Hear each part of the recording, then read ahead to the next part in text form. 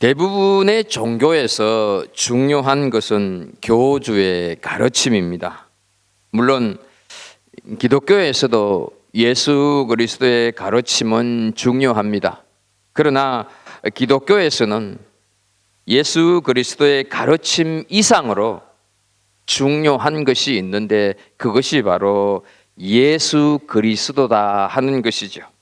그리스도를 누구로 이해를 하느냐, 그리스도를 누구로 믿느냐 하는 것이 영생과 멸망을 결정합니다. 예수님께서 3년간 제자들과 함께 하시다가 십자가를 지실 시간이 가까웠을 때 제자들에게 3년간의 제자 훈련을 총결산하는 중요한 테스트로 두 가지 질문을 합니다. 먼저 한 가지 마태복음 16장 13절입니다. 예수께서 빌립보 가이사랴 지방에 이르러 제자들에게 물어 이르되 사람들이 인자를 누구라 하더냐 이렇게 질문을 합니다. 제자들이 여러 대답을 하게 되는 것이죠. 그리고 그 대답 후에 예수님께서는 두 번째 질문을 또 하십니다. 마태복음 16장 15절입니다. 이러시되 너희는 나를 누구라 하느냐?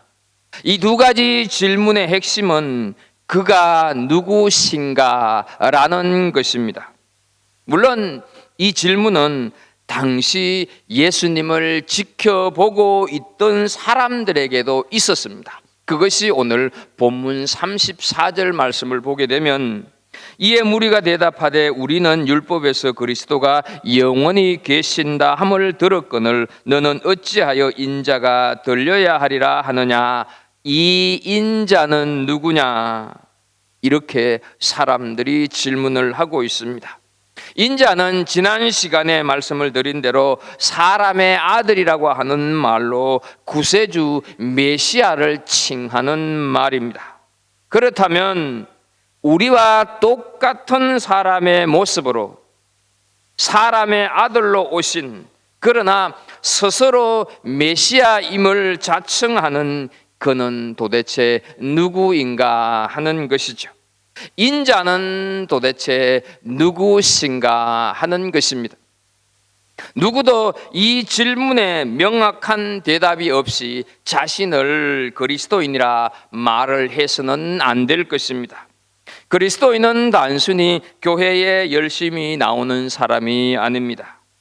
그리스도인은 단순히 교회에서 세례를 받은 사람을 의미하는 것도 아닙니다.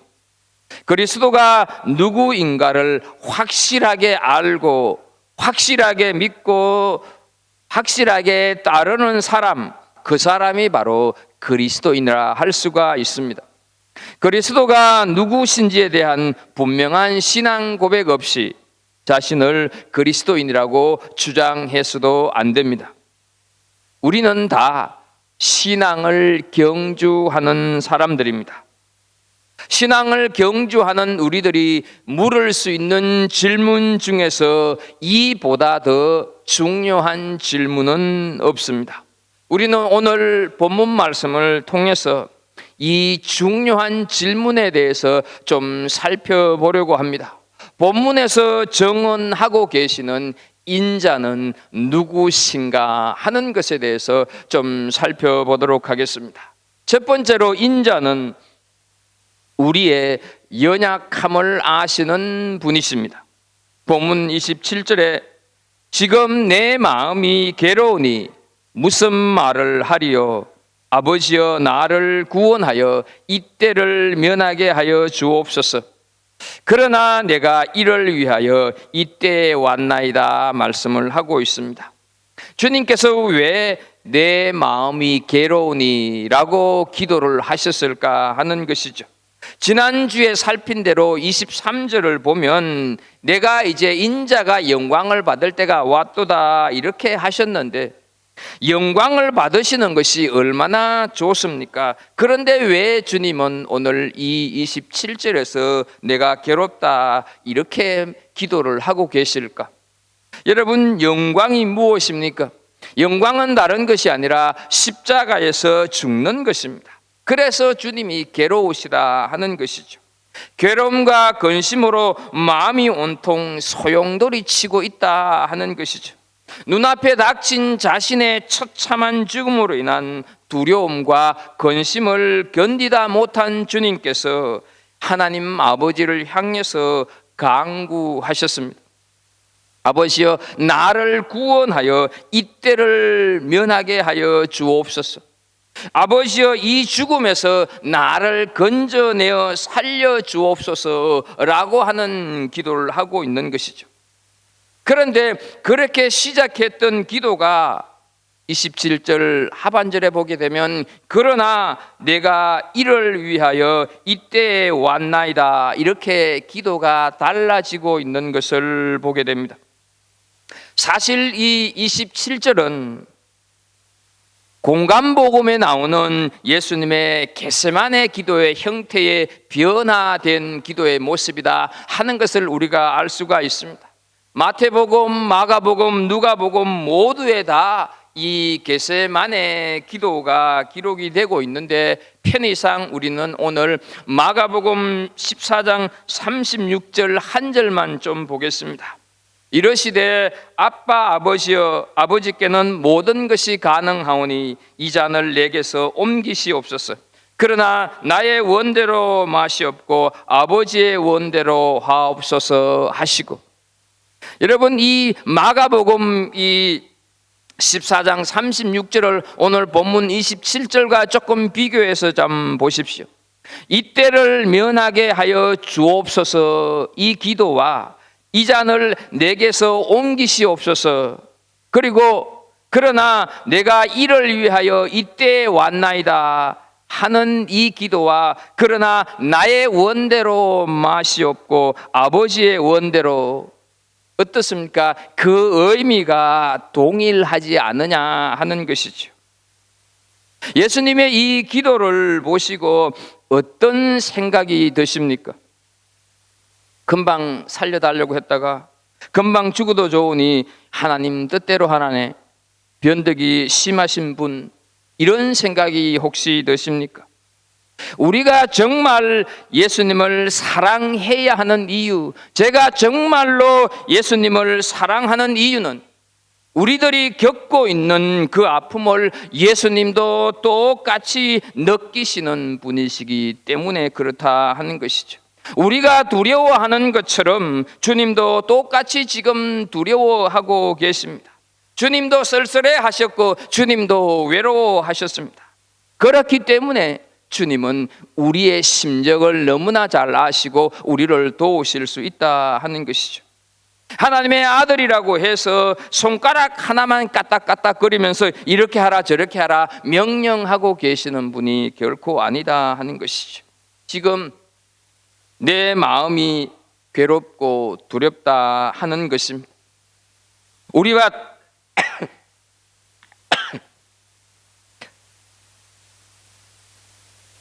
똑같이 괴로워하고 아파하고 번민하시는 분입니다. 그래서 우리의 연약함을 너무너무 잘 아시는 분입니다. 히브리서 4장 15절 말씀을 좀 보겠습니다. 우리에게 있는 대제사장은 우리의 연약함을 동정하지 못하실 리가 아니요 모든 일에 우리와 똑같이 시험을 받으신 이로되 죄는 없으시니라 말씀을 하고 있습니다. 이 세상에서 모든 고통과 시련을 겪으셨기 때문에 시험당하는 우리들, 연약한 우리들을 도울 수 있다 하는 것입니다. 사랑하는 우리 갈보리 식구 여러분, 어떤 고통으로 행여 불멸의 밤을 보내고 계십니까?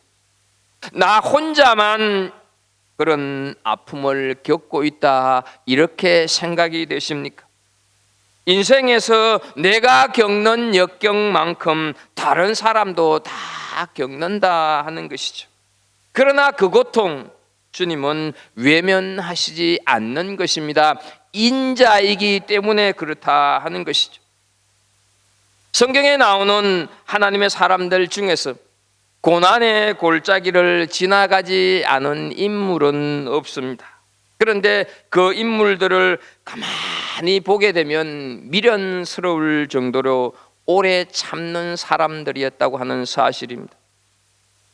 우리가 하나님을 믿고 살아간다고 할 때 이 오래 참는 일이 대단히 중요하다 하는 것이죠. 믿음의 삶에 있어서 우리가 느끼기를 이 어려운 시련은 언제까지 갈 것인가? 하나님이 정말 해결은 해 주실 건가? 이런 생각이 드는 것은 지극히 정상적인 생각입니다. 우리가 하나님을 믿고 살아가는 동안에 그런 갈등은 반드시 옵니다. 그러니까 오래 참는 것이 필요하다 하는 것이죠. 우리가 아는 대로 성령의 9가지 열매 중에서 오래 참음이 있습니다. 이 성령의 열매인 오래 참음은 오만상을 찡거리면서 어금니를 꽉 깨물고 마지못해서 참는 것이 아닙니다. 그렇다고 한다면 그거는 성령의 열매라고 할 수가 없습니다. 성령의 열매인 오래 참음은 주님이 함께 있는 것이 분명히 믿어지기 때문에 자기도 설명할 수 없는 기쁨이 계속 마음에서 일어나는 것입니다. 그러니까 오래 참아진다 하는 것이죠. 그러나 내가 이를 위하여 이때 왔나이다. 방금 전까지 주님의 마음은 괴로움과 두려움으로 소용돌이 쳤어. 살려달라고 애원했는데 갑자기 아니다, 이때를 위함이라 이렇게 하시면서 본문 28절 상반절에 보게 되면 아버지여, 아버지의 이름을 영광스럽게 하옵소서라고 기도하고 있는 것을 보게 됩니다. 믿기 어려운 대반전이, 기도의 시작과 기도의 끝이 너무나 극적인 역전인 이유가 무엇이겠습니까? 그것은 기도하기 전 주님 죽음을 향해 있던 주님의 시선이 기도하는 동안 하나님을 향해 있었기 때문이다 하는 것이죠.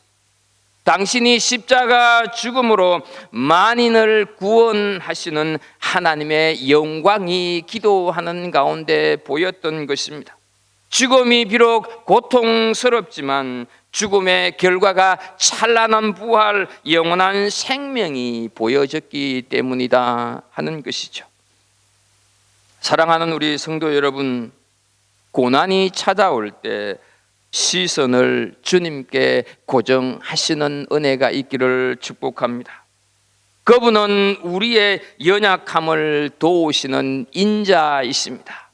그리고 내가 당하는 고난이 결코 헛된 낭비의 시간이 아니라 영원한 영광으로 세워주신다 하는 사실이죠. 그 사실을 28절 하반절에서 이렇게 확인시켜 주고 있습니다. 이에 하늘에서 소리가 나서 이르되 내가 이미 영광스럽게 하였고 또다시 영광스럽게 하시리라 말씀을 하고 있다 하는 사실이죠. 인자이신 주님, 우리와 똑같은 연약하신 분, 그분이 바로 우리의 인자 되신다 하는 것을 믿음으로 고백하는 은혜가 있기를 축복합니다. 두 번째로 인자는 누구시겠습니까? 바로 어두운 세상의 빛이시다 하는 것이죠. 요한복음에서 어둠과 빛은 죄악 세상에 그리스도가 오신 이유를 설명하는 중요한 대조적인 상징으로 반복해서 표현이 되고 있습니다. 지금까지 요한복음을 공부해 왔는데 1장부터 좀 더듬어 보게 되면 1장 5절을 보게 되면 빛이 어둠에 비치되 어둠이 깨닫지 못하더라 말씀을 합니다. 그리고 1장 9절을 보게 되면 참빛 곧 세상에 와서 각 사람에게 비추는 빛이 있었나니라고 증언을 하고 있습니다. 예수 그리스도를 모든 불완전한 빛들과 비교하여서 그 빛을 참빛이라고 증언하고 있습니다. 참빛은 물론 그리스도이시고 어둠 가운데 있는, 죄 가운데 있는 것은 바로 세상과 세상 사람들이다 하는 것이죠. 요한복음 3장 19절을 보게 되면 예수 그리스도를 거부한 세상의 현실을 이렇게 정언하고 있습니다. 그 종제는 이것이니 곧 빛이 세상에 왔으되 사람들이 자기 행위가 악함으로 빛보다 어둠을 더 사랑한 것이니라. 그리고 요한복음 9장 5절에 보게 되면 날 때부터 맹인된 사람을 고치시면서 이렇게 선언하고 계십니다. 내가 세상에 있는 동안에는 세상의 빛이로라. 이제 우리는 본문 35절을 보면서 이 세상의 빛이신 예수 그리스도에 대해서 분명히 좀 살펴볼 필요가 있습니다. 예수께서 이르시되 아직 잠시 동안 빛이 너희 중에 있으니 빛이 있을 동안에 다녀 어둠에 붙잡히지 않게 하라. 어둠에 다니는 자는 그 가는 곳을 알지 못하느니라. 죄 속에 살아가는 인생을 어둠에 붙잡힌 인생으로, 그리고 어디로 가는지도 모르고 사는 인생으로 묘사를 하고 있는 것을 보게 됩니다.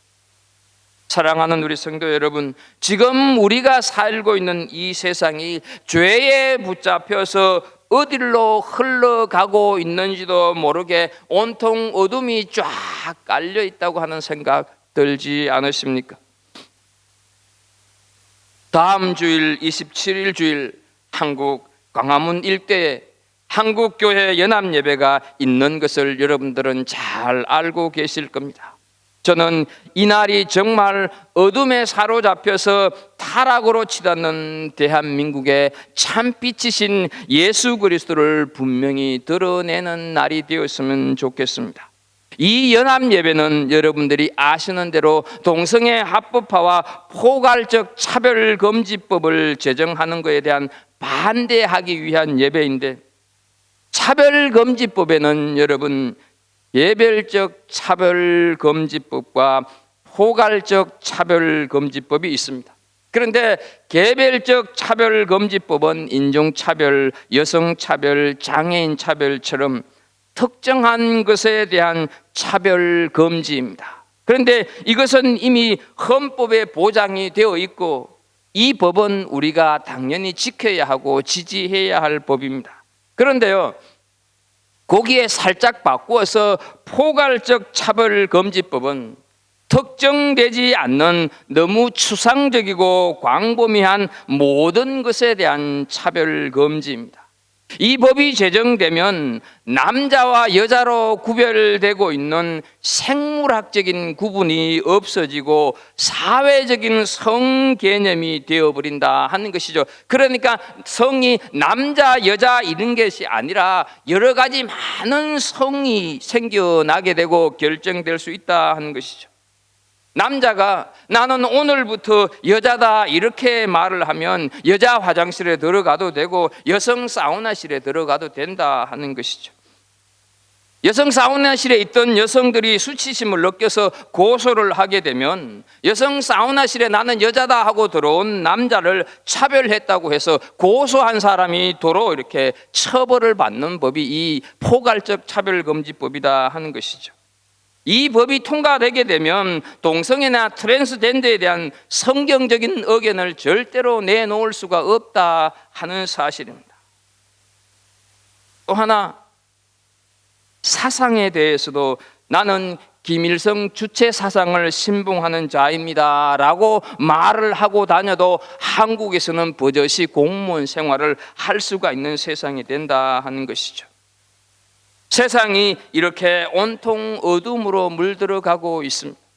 한국보다 이 동성애를 합법화한 나라들의 예를 몇 가지 좀 들면요, 최근에 미국에서 이 과학 캠프를 하는데 5학년 여자아이 방에 남자 상담가가 무려 3일 동안 같이 그 방을 사용을 했대요.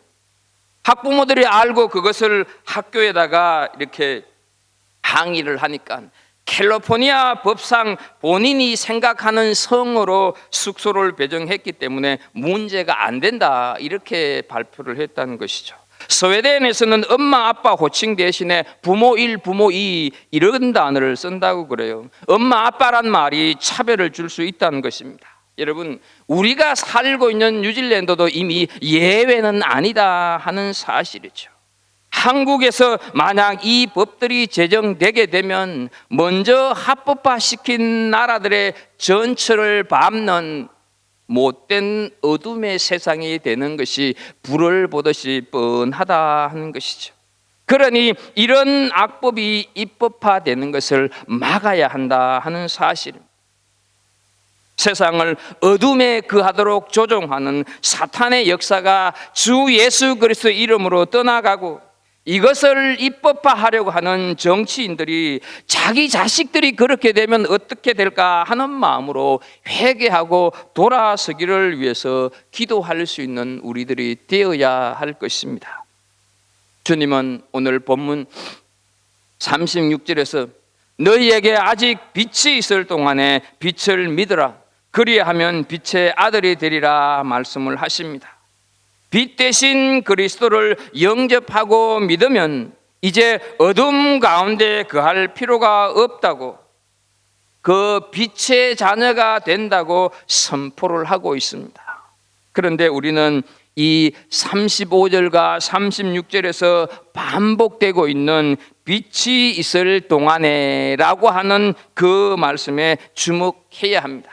빛이 있을 동안이다 하는 말은 어떻습니까? 빛이 없어질 때도 있다 이런 뜻이 아닙니까? 빛은 이미 우리는 예수님이라고 말씀을 드렸는데, 그렇다면 내가 너희와 함께 있는 동안에 라고 하는 의미가 되지 않겠습니까?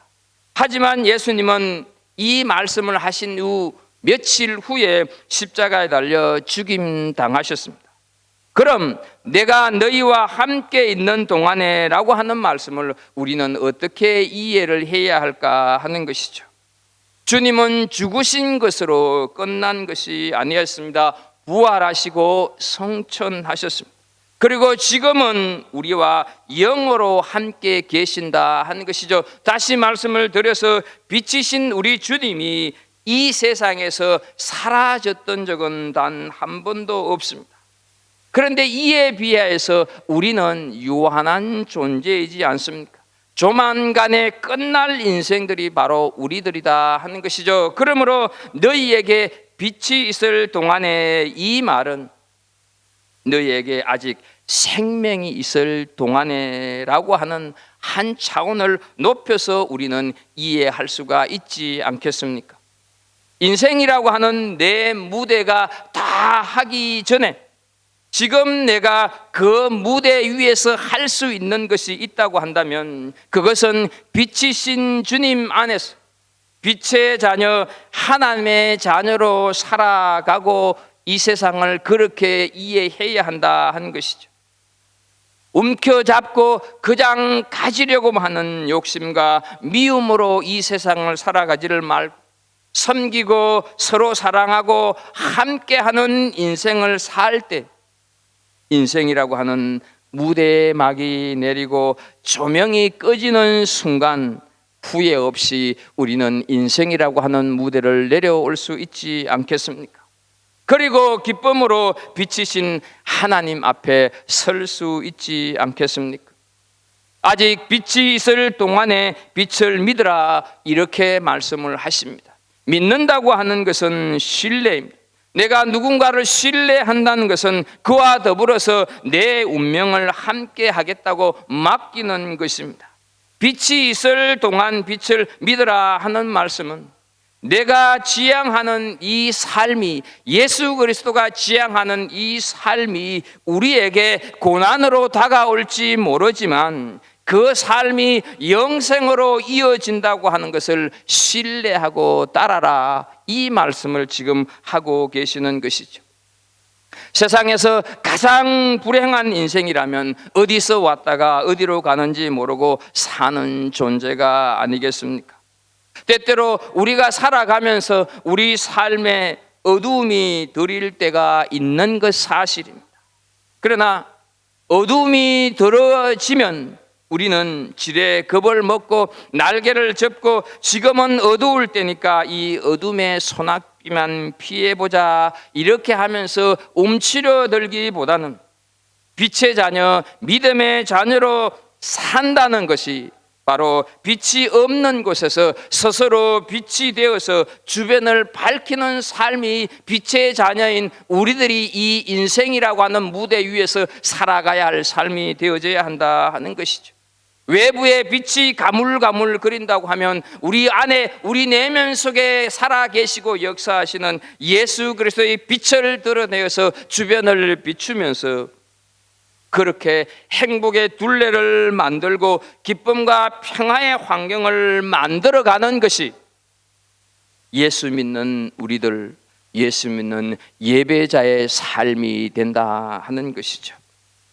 예수 믿고 구원받았다고 하는 말만 하지 말고 구원받은 자답게 사는 것, 그것이 바로 주님의 빛으로 우리 주변을 환하게 비추는 삶, 내가 예수 믿고 사는 하나님의 사람들입니다 하는 것을 드러내는 것이 된다 하는 거죠. 사랑하는 성도 여러분, 우리는 지금 어둠에 거합니까? 빛 가운데 거하고 있습니까? 어둠을 해결하는 방법은 내가 어둠을 몰아내려고 애쓰고 수고하는 것이 아니라 빛이 오면 어둠은 즉각 사라진다 하는 것이죠. 빛이신 주님을 받아들이기만 하면 어둠은 떠나가게 된다 하는 것입니다. 그리고 우리는 빛 가운데 존재하게 되는 것입니다. 지금까지 죄에 붙잡혀서 어둠의 죄에 붙잡혀서 살아온 것을 인정하고 정말로 참으로 빛이신 예수 그리스도를 영접하는 순간 우리는 빛 가운데 살게 된다고 하는 사실을 기억하면서 정말로 이 세상에 빛으로 오신 그분, 그 예수 그리스도가 바로 인자가 되신다 하는 것을 온전히 고백하는 우리 성도들이 될 수 있기를 축복합니다. 세 번째로, 인자는 누구실까? 이 인자는 모든 사람의 구주가 되시는 분입니다.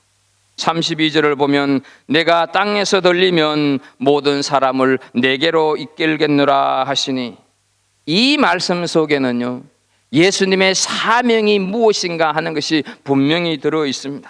그리고 바로 이렇게 모든 사람을 구원하는 사명을 감당하시기 위해서 예수님은 자신에게 일어나야 할 가장 중요한 사건이 지금 다가오고 있음을 33절을 통해서 우리들에게 가르치고 있습니다. 33절을 보면 이렇게 말씀하시면 자기가 어떠한 죽음으로 죽을 것을 보이심이라. 그는 모든 사람의 죄를 대속하는 십자가의 죽으심으로 모든 사람의 구주가 되실 것을 천명하고 있다 하는 것이죠. 32절에서 들리면이라고 하는 표현이 바로 십자가의 죽음을 예시하는 표현입니다. 그런데 이 표현은 아주 일찍이 요한복음 3장에서 예수님이 니고데모와 대화를 할 때도 이미 하셨습니다. 요한복음 3장 14절을 보면 모세가 광야에서 뱀을 든 것 같이 인자도 들려야 하리니, 이미 예수님은 어떻게 죽으실 건가에 대해서 아마 알고 계시고 이렇게 니고데모에게 얘기를 하고 있는 것이죠. 여러분, 모세가 광야에서 뱀을 어떻게 들었습니까? 하나님은 불뱀에 물려 죽어가는 이스라엘 백성들을 구하는 한 처방으로 모세에게 장대 위에 놋뱀을 높이 매달아라고 명령을 하십니다. 그리고 누구든지 그것을 보게 되면 살리라 말씀을 하시는 것이죠. 민수기 2장 21장 9절을 보게 되면 모세가 놋뱀을 만들어 장대 위에 다니 뱀에게 물린 자가 놋뱀을 쳐다본 적 모두 살더라 말씀을 하고 있습니다.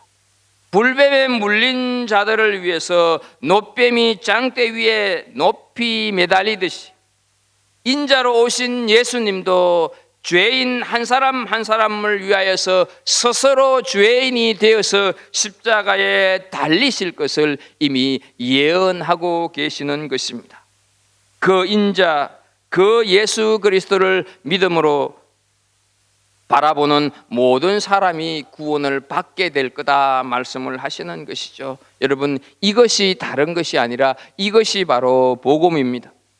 땅에서 들려짐으로 사람들이 보기에는 예수님이 심판을 받은 것처럼 보였으나 모든 사람을 구원하는 존재로서의 인자, 모든 사람을 구원하는 존재로서의 그리스도였다 하는 것이죠. 주님은 31절에서 이제 이 세상에 대한 심판이 이르렀으니 이 세상의 임금이 쫓겨나리라 말씀을 하시는데, 예수님의 십자가 사건은 죄된 세상에 대한 심판, 사탄에 대한 심판, 죽음에 대한 심판이다 하는 것이죠. 로마에 의해서 또는 종교 지도자들에 의해서 십자가에서 예수님이 심판당하고 있는 것처럼 보이는데, 오히려 그가 온 세상의 심판자가 되는, 다시 말해서 온 세상의 구주가 되는 것, 놀라운 대반전의 모습을 보여주고 있는 것입니다. 그런데요, 예수님 당시 이스라엘 백성들은 그리스도인 구주를 기다리면서도, 메시아를 기다리면서도 예수님의 그런 역할을 기대하셨음에도 불구하고 그의 죽으심의 이유를 모르고 있었다 하는 것이죠. 그래서 오늘 본문 34절을 다시 한번 보게 되면, 이에 무리가 대답하되 우리는 율법에서 그리스도가 영원히 계신다 함을 들었거늘 너는 어찌하여 인자가 들려야 하리라 하느냐, 이 인자는 누구냐라고 질문을 하고 있습니다. 그런데 이 인자는 누구냐라고 질문하고 있는 이 질문은 동일하게 오늘날도 유대인들에게, 무슬림 사람들에게 물어지고 있는 질문이다 하는 것이죠. 그렇다면 우리는 어떻습니까? 우리 한 사람 한 사람은 이 인자는 누구시냐 하는 것이죠. 유대인들이, 종교 지도자들이 예수님이 선지자임을 인정하면서도 십자가의 죽으심을 통한 구주 되심은 믿지를 못했습니다. 그러나 인자 되신 예수님은 본인 스스로 본인에 대해서 분명하게 선언을 하고 있습니다. 우리는 예수님이 인자 되심이 어떻게 본인 스스로를 통해서 소개되고 있는가, 마가복음 10장 45절을 통해서 분명히 알 필요가 있습니다. 인자가 온 것은 섬김을 받으려 함이 아니라 도리어 섬기려 하고 자기 목숨을 많은 사람의 대속물로 주려 함이니라. 하나님의 아들이신 예수님이 인자 곧 사람의 아들로 이 땅에 오신 이유는 그의 목숨을 대속물 곧 대속의 제물로 드리시기 위해서 오셨다 하는 것이죠. 십자가는 바로 이 대속의 제물로 예수님의 희생의 제물이 드려졌던 최후의 제단, 구원의 제단이었다 하는 사실을 기억하십시오. 인자는 누구십니까? 십자가에서 대속의 죽음을 받으신 모든 사람의 구주, 그분이 바로 인자이셨다 하는 사실입니다. 끝으로 인자는 누굽니까? 인자는 영원히 계시는 분이십니다. 우리는 34절을 두 번이나 보았기 때문에 이스라엘 무리들은 율법에 의하면 그리스도는 영원히 계셔야 하는 것이 아니냐 묻습니다. 그런데 예수님은 죽어야 한다는 것을 암시하자 어떻게 인자, 메시아는 영원히 계셔야 되는데 그 영원히 계시는 분이 죽을 수가 있느냐 하는 것이죠. 그래서 이 유대인들이 예수 그리스도가 영원히 계시다 하는 그들의 이해는 올바른 이해였습니다. 그러나 그들이 무지했던 것이 하나 있었는데, 그리스도가 어떻게 영원히 계시는가, 이것에 대해서는 몰랐다 하는 것이죠. 단적으로 그들은 예수 그리스도의 부활 사건을 몰랐기 때문입니다. 고난을 받고 죽는 인자는 유대인들에게 있어서는 낯설었습니다. 왜냐하면 영광의 자리에 오르고 온 세상을 그 앞에 모으는 힘있는 메시아상을 유대인들은 그리고 있었는데, 인자는 들린다 하는 말은 죽는다고 하는 말인데 그것이 무슨 소리야 하면서 굉장히 낯설게 여겼다 하는 것이죠. 그리스도는 우리의 죄를 대신 짊어지시고 십자가에서 대속의 죽음을 죽으셨습니다. 그러나 그는 장사된 지 사흘 만에 다시 사셨습니다. 그렇게 해서 그는 영원히 사시는 분이 되었습니다. 인자는 부활하심으로 영원하신 살아계신 주님이 되었다 하는 것이죠. 그가 부활하셨고 영원히 계신 분이기 때문에 우리를 죄에서 해방해 주실 뿐만 아니라 오늘 지금 이 순간까지도 또 영원히 우리와 함께 하신다 하는 사실입니다. 이 사실을 믿는 오늘 복된 성도들이 되기를 주의 이름으로 소망합니다. 인자는 우리의 연약함을 도우시는 분입니다. 인자는 세상의 빛, 우리의 빛이십니다. 인자는 모든 인간을 구원하는 구주이십니다. 인자는 영원히 나와 함께 계시는 분이십니다. 이 믿음 가지시고 우리의 신앙을 올바르게 찾아가는 복된 성도들이 되기를 주의 이름으로 축복합니다. 하나님 아버지, 주신 말씀을 통하여서 우리의 신앙을 다시 한번 점검해 보게 됩니다. 하나님, 우리가 늘 믿고 고백하는 그 예수 그리스도, 그분을 우리가 무엇으로 믿고 고백하는지 다시 한번 돌아보는 이 시간 되게 해주셔서 참으로 인자이신 예수 그리스도, 우리의 연약함을 모른 척 하시지 않고 도와주시고 또한 우리 모든 사람의 구원자가 되시고 이 어두운 세상을 밝히는 빛이 되는 것이고 그분이 우리와 함께 영원토록 계시는 분이라고 하는 이 신앙 올바르게 갖는 하나님의 백성들 다 되게 하여 주옵소서. 예수님의 이름으로 기도하옵나이다. 아멘.